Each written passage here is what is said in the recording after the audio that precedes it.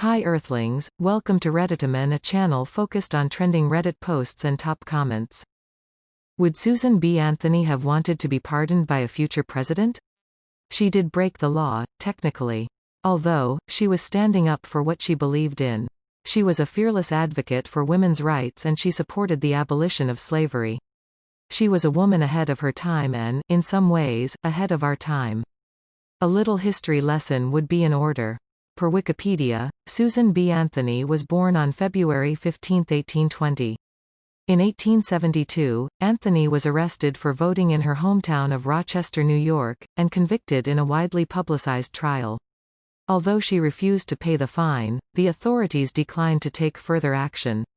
In 1878, Anthony presented to Congress an amendment giving women the right to vote. It would later become the 19th Amendment to the U.S. Constitution.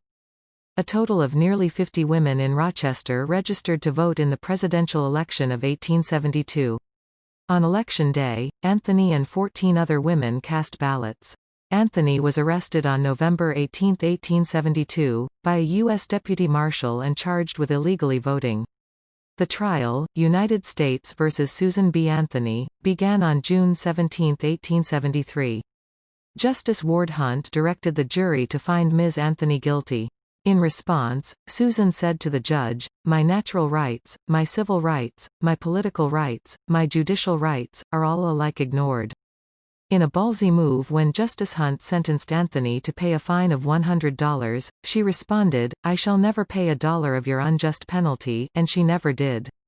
On August 18, 2020, the 100th anniversary of the ratification of the 19th Amendment, President Donald Trump announced that he would pardon Anthony, 148 years after her conviction. I will be signing a full and complete pardon for Susan B. Anthony. She was never pardoned. Did you know that? She was never pardoned. What took so long? Better late than never, sort of. Our Redditor fam on 2XChromosomes gave their thoughts on Trump's maneuver. Let me know in comments if you agree or disagree with the pardon. Susan B. Anthony doesn't need to be pardoned, violating the law is her legacy.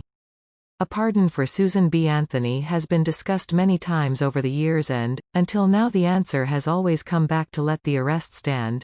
Anthony's legacy is in the same vein as many who have fought against unjust and amoral laws. It's one of willful and deliberate defiance, of still refusing to pay the fine after the arrest. As a proud Rochesterian myself, her legacy still shines brightly as an example of continuing to give people voices through their votes. I think letting the arrest stand makes it clear how hard she and her contemporaries had to push against the powers that were at the time, and how ballot access continues to be a right in need of protection today, for rights and respect as a person she never got to exercise or feel herself, but that I get to enjoy today as a woman casting my vote in Rochester. I agree that Trump did it for political reasons. But I disagree with this article.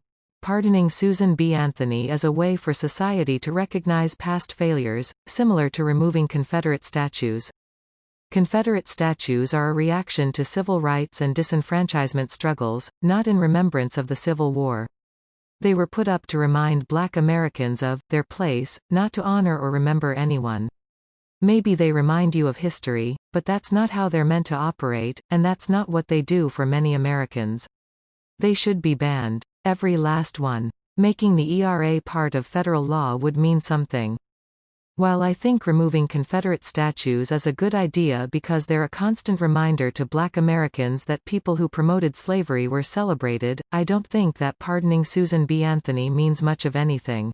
Better give the green light to the new $20 bill with her image on it that has been delayed by this administration. Agreed. Trump was only concerned with appearance, not making any meaningful change. I believe that's the $10 potentially. They plan on putting Harriet Tubman on the $20. I dunno. Unless I'm mistaken, to be pardoned you're supposed to admit wrongdoing, and I don't think she'd ever do that. Also, when the list of his pardons comes out and she's listed next to Rod Blagojevich and Joe Arpaio, it just makes it less impactful. My opinion. You don't pardon someone who did no wrong. Trump is politicizing a symbol of women's rights and suffering just as he said, grab them by the pussy, to get votes from male chauvinists. How do you feel about other posthumous pardons of good people who got screwed by bad laws, like Henry O. Flipper or Alan Turing? Trump is just trying to score political points, and probably won't get any, since I doubt the people who are still willing to vote for him at this point care one whit about Susan B. Anthony. But I don't think the pardon is a bad idea in principle. Wait, you don't? You want actual criminals pardoned instead of, I don't know, the wrongfully accused who did no wrong. I agree he's politicizing it, but dude, your first sentence makes no sense. The person that's getting pardoned no longer needs it, as society already deems her as a hero. To pardon such a person is an insult and, according to her, removing something she herself is proud of. Also, she wasn't wrongfully accused. She broke the law, which was wrong. It's not like pardoning the draft dodgers. I'm not arguing against that. My issue is with your absolute statement on what you think pardons should be used for. It was an issue with something that isn't relevant to the topic, so my apologies. If a law is unjust, a person is not only right to disobey it, they are obligated to do so. Remove all the current political connotations of Trump being a hypocrite for a sec. I think it'd still be wrong to pardon her if it was done by any other recent president. She protested an unjust law and was punished by lawmakers. Let that be her legacy. I agree. I think pardoning her also erases an example of a law not equaling morality. She didn't need to be pardoned because she was violating a law that was morally wrong. Let's face it, any woman who falls for this political move was probably going to vote for him anyway. I swear, if there are still a lot of undecided voters this cycle, I don't know how much more I can lose faith in humanity. An empty gesture rather than a concrete policy action. What a surprise. When is Trump going to repent for sexually assaulting and harassing women? I think he's establishing precedent for pardoning voting fraud. The distraction is doing anything positive for a woman.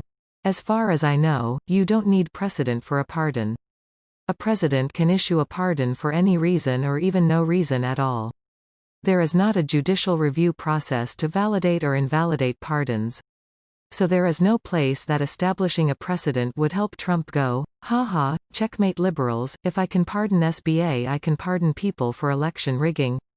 He already has that power. I meant precedent as in, to normalize, rather than, to set a legal basis. Got it. I would like to think that the court of public opinion wouldn't accept that, as average folks would see a huge difference between the two situations. But people have been willing to perform some pretty impressive mental gymnastics to continue supporting the guy, so who knows? Lieutenant Governor Kathy Hochul says Susan B. Anthony shouldn't be pardoned for her arrest back in 1872 because she wasn't guilty of anything. Hochul says Anthony was proud to take a stand for women and their right to have a voice in political elections.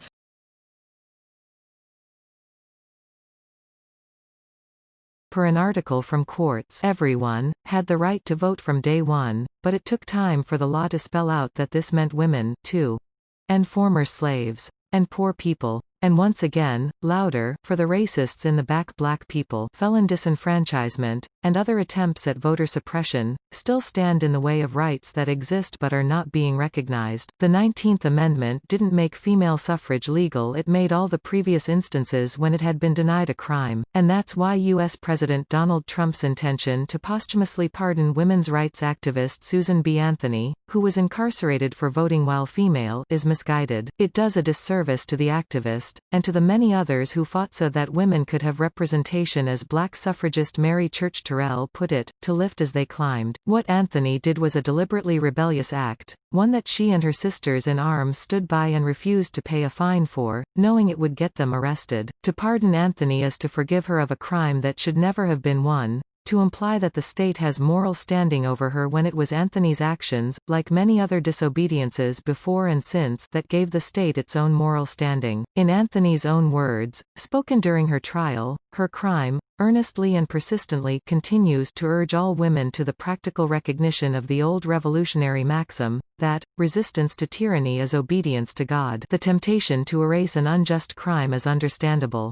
But Anthony's sentence, like John Lewis for each act of good trouble, or Martin Luther King Jr.'s for protesting in Selma, or Sojourner Truth's for daring to be black in Indiana, are a point of pride in their biographies, a testament to great ideals and greater courage. They are at once the mark of their heroism and an indelible reminder that the law can be unjust, that indeed it was, and challenging it was and still is a profoundly moral act of democracy. As a female American citizen, I plan to cast my vote in November. Thanks, Miss Susan. That's all I got for you peeps today. If you enjoyed it, then please make sure to click like, leave a comment, subscribe, hit the notification bell to be notified every single time I post a new video. Thank you for watching, and I'll see you in the next episode. From outer space, peace.